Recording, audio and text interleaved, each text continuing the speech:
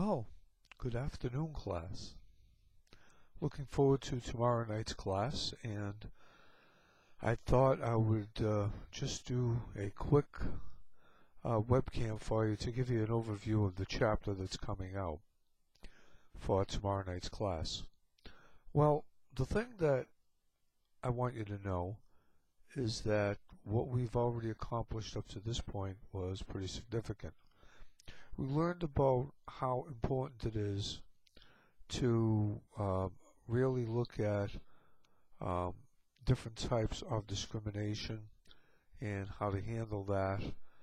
And we, for the most part, were able to look at strategically what we need to hire and recruit the best individual, looking at it from an internal and external perspective.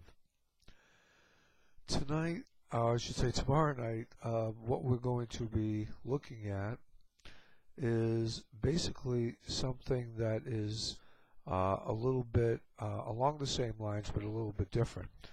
And most of the problems, I remember when I was a consultant, most of the problems that we had was that as the external environment changed in a lot of companies, they didn't change with that external environment internally.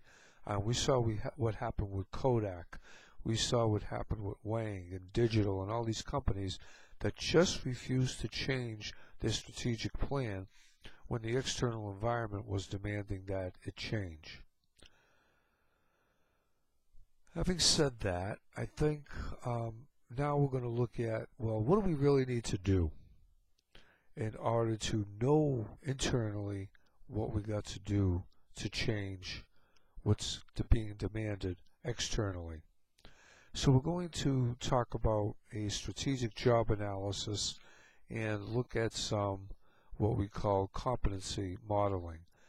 And that is going to be chapter 4 in your book. So the objectives and learning outcomes for tomorrow night are going to be to explain why doing a job analysis can be strategic. Describe the different types of job analysis and what are they used for. Define a job description and person specification, and describe how the job description is used to get the right person we want in the job. Describe the advantages and disadvantages of different types of job analysis methods. How do we plan for job analysis? How do we know we need one? Well, they might say we haven't updated our job profiles in 20 years. Well, you think you might need a change? And how do we do a job analysis? So these are kind of the takeaway points of what we're going to try to accomplish tomorrow night.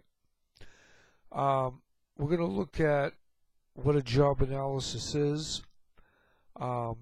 Your book will tell you it's the systematic process of identifying and describing the important aspects of a job and the characteristics a worker needs to do that job well.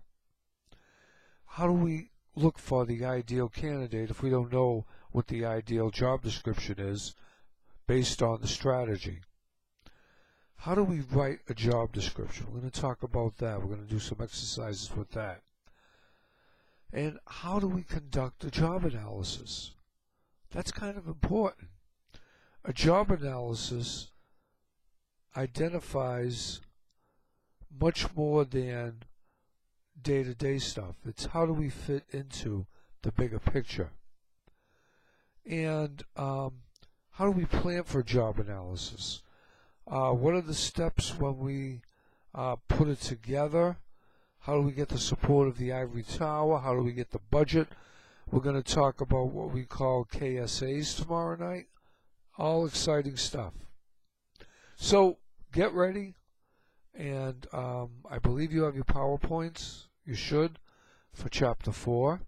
And I'm going to throw a few videos up for you to look at before you go to class tomorrow night. Okay? We will see you soon.